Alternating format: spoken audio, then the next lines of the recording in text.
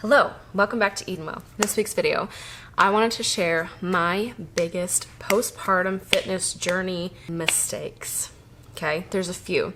And I'm honestly really embarrassed to admit these things and to share what I've learned because I'm literally, first of all, I'm a personal trainer, certified personal trainer, but not only that, I am a certified prenatal and postpartum fitness coach. There were facts I knew that I did not do myself. Like I did not follow these rules myself. And so I'm here to share with you to not do these things, to not make my mistakes. Don't do what I did and do postpartum fitness the right way. Because if you do it the right way, you're gonna have longevity in your fitness journey and you're gonna not end up like the way I have and have to kind of like take it back, reel it in, and redo a little bit, okay? To begin with my fitness journey, so I have been lifting since I was 14. So I'm fairly seasoned in lifting. I started doing CrossFit at 14, did CrossFit for about 10 years.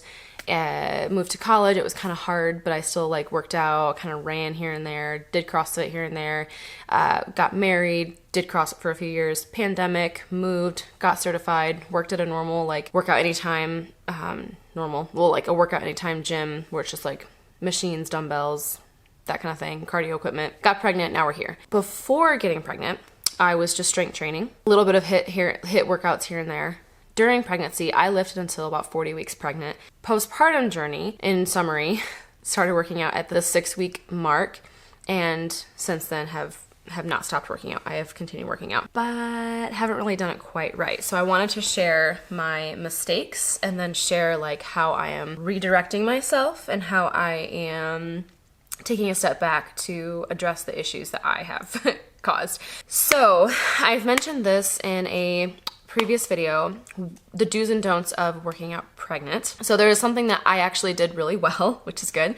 I did not have diastasis recti. So if you don't know what that is, diastasis recti is like the fibrous, I believe it's a tendon that goes down the middle of the tummy, and when that muscles separate and the abs separate when your belly grows, that fibrous thing sticks out more, and so it can protrude. You can, if you do too many like frontal pushy core movements, it can make that protrude, which can kind of have longer damage if you don't address it or you don't do movements correctly.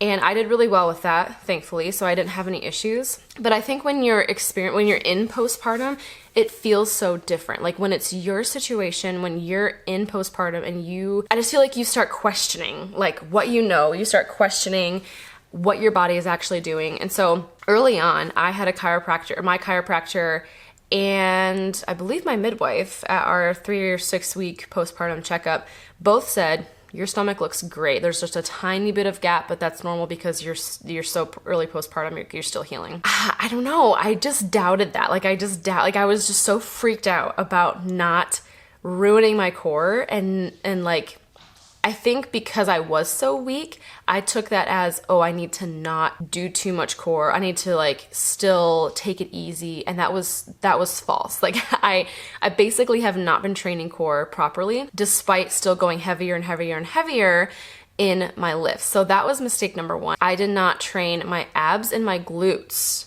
properly. And I have caused the worst back pain I've ever experienced. I mean, my back has literally hurt for the last 11 months of my life. Like since Leon has been born, I have had major low back pain.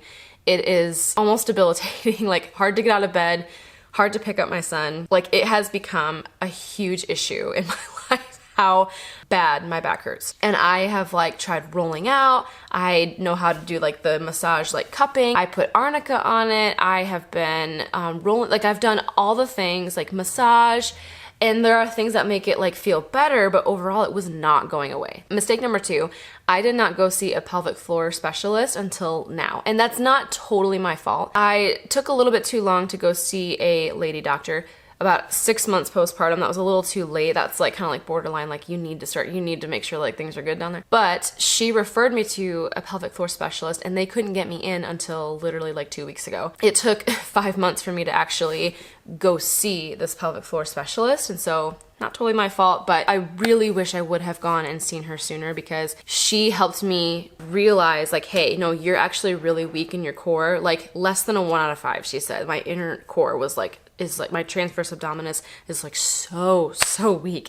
Yeah, I have not been training my core. I've not been training my glutes properly, my glute medius. So my hips are compensating as well. So my hips are super tight, my glutes are super weak, and then my abs. So with your abs and your butt, right, like being too weak and wonky, that's like making your lower back like compensate, right? When I saw the specialist, she said, yeah, your inner core, like she's like, you have literally no diastasis recti. She's like, you're good. Like you need to start actually training your core. And like all the stuff she was spitting at me, like terms and stuff, I'm like, I know this. Like, why didn't I practice this? Why didn't I trust that my core was fine? So I think I was just overly cautious. So if you have a professional telling you you're good, just like believe them. Just be like, yeah, okay, gotcha. If you followed me on Instagram, you've seen that I have recently posted probably a month and a half ago that I've been really wanting to up my strength and my agility. And so I started doing more CrossFit workouts in tandem with training for the 5K. I ran the 5K, so doing a ton of cardio and then doing CrossFit workouts. So that's really heavy lifting just in your compound movements, like your back squats, your deadlifts, your push press, you know, main compound lifts, and then also doing HIIT workouts. Those are all workouts that is the opposite of what I need to be doing, because also my hormones are really jacked up right now. I mentioned that in my health update video, I'll tag right here, that I won't dive into, but basically I need to not do cardio because of my hormones. They're all just out of balance right now. And then with the heavy lifting, it was also jacking my back up. So I was doing exactly what I should not have been doing, and that is embarrassing to admit. The other thing is my pelvic floor. So she did mention that my pelvic floor is, it was interesting because it seems like when you have a baby, I just assumed like, oh, I'm just like really loose in that area. Like everything is just super loose that I need to like strengthen and tighten and whatever. But actually it has been too tight and like hard to release. Like all the muscles are like, they just don't know how to relax. That also can affect the back as well. So between my back, my hips, and my pelvic floor, everything is just really tight because I'm compensating with my core and my glutes. And so I have this little protocol now. I have to do diaphragmatic breathing a few times a day, especially before I work out, just so I can make that like mind muscle connection and that breathing connection, especially with heavier lifting.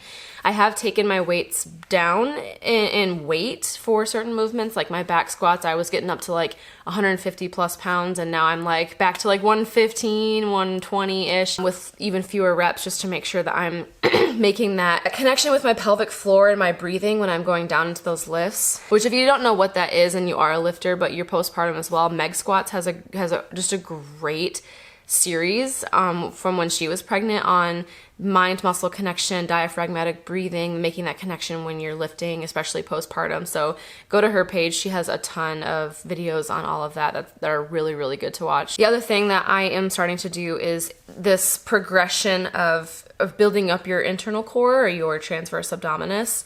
And so she had me lay on the ground with my legs or my feet tucked, so my knees were up. And she's like, okay, pull your belly button to your to the floor, like tuck your belly button.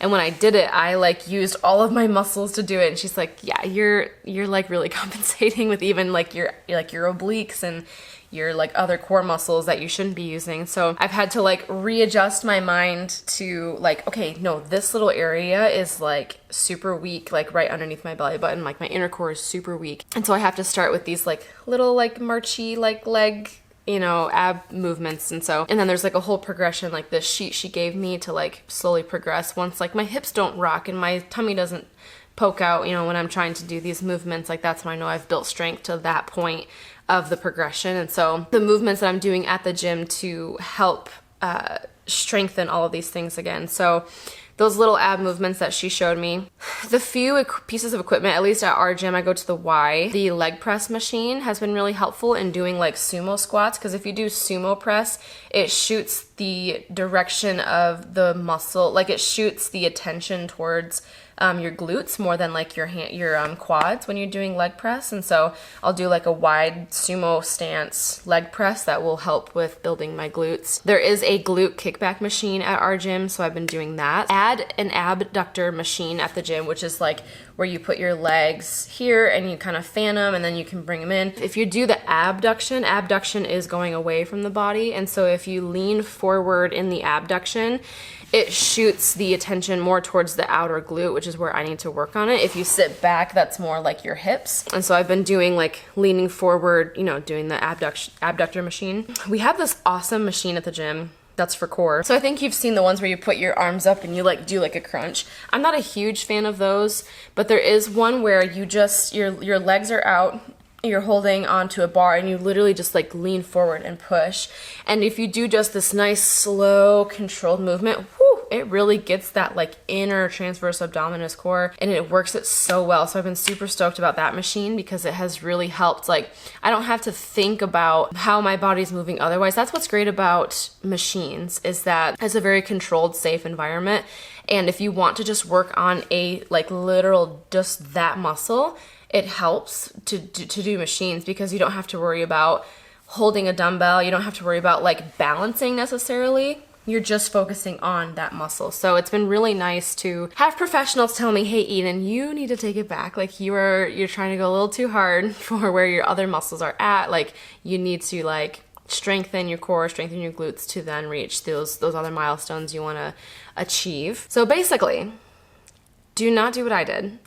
Don't try to push your body too far forward where it's not quite there yet. Like if you don't have the core and the glute strength to balance out your body, then you're probably gonna have back pain. You're gonna have to compensate somewhere. For me, it was addressing my core, addressing my glutes, addressing my pelvic floor. Seeing a specialist was, I wish I could have seen her sooner. I tried, but I couldn't.